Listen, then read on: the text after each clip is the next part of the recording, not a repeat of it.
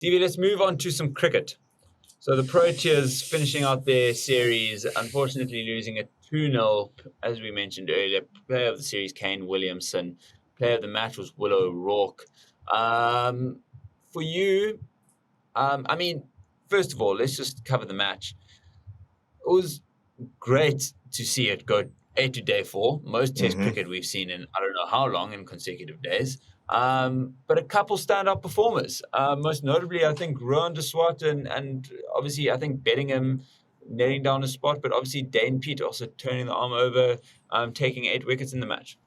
Yeah, look, if you've been following cricket domestically for a while, you would know that David Bedingham is a Test player, and he's been a Test player already in the wait for a while now. He looked a Test player in his first innings against India, to be fair, and he looked a Test player with a magnificent 100 in this Test, 110. Balanced it quite nicely with, I wasn't a slow 110 of, strike at a 78, so he had quite, but he kind of he combined that sort of Test mentality while still trying to look to score and stuff. I think that's what I really like about him, is he doesn't get bogged down.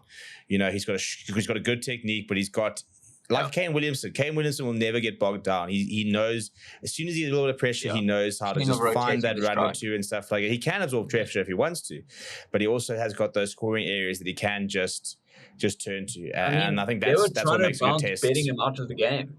They were trying to bounce Betting out of the game, and he was just absolutely clobbering them, almost doing a little Stuart Broad where he just opens the front leg a little bit and just pulling it, hitting it like a tennis shot. Yeah. I agree though. I mean, he's definitely, he's going to be in the Proteas setup for the next couple of years.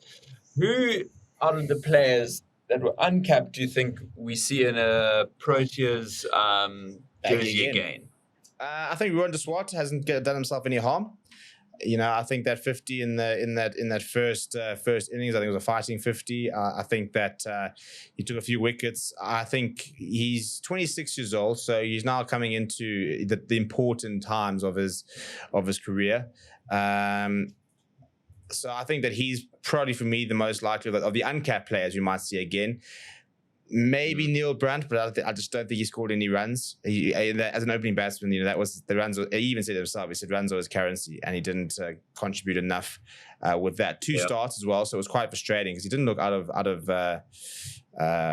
looked solid when he was in. Yeah, I think Rana van Toorne for me is probably the big disappointment, as well as Abaya Hamza, because I think I generally think Abaya Hamza is a Test player. I think he's good enough. In his first series back after not having played for a year, and he's top of the run charts of the 4-day domestic series, banging hundreds for fun. So I was frustrated with him because I thought that he and Bedingham were the two big ones that I was kind of depending on to try and score runs, and he didn't really come good. There's certain players that I find I see in the jersey and it feels like it weighs them down. Certain players that come to mind, Keegan Peterson, I think Hamza, even like Rassie van der Dussen, he just never could feel like he had control. If you watch a Bedingham innings, he has so much control over his craft. And I just feel there's that nervousness. I mean, just the release shot, both, I think, Peterson and Hamza during the series got on silly shots. All of batsmen. I think that was probably the most frustrating thing about the entire innings, is that we did not make them work hard enough for their wickets. That's a big learning curve. I mean, massive headache if you're a coach. And I mean, so many people getting into 20s and 30s.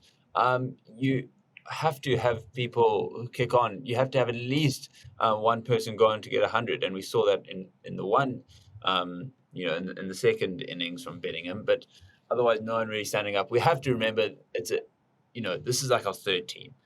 Like, we can't expect them to be unreal, but there are players there that should be, that could be Test players and have the talent to be Test players. Exactly. So I think agreed. Swart, I mean,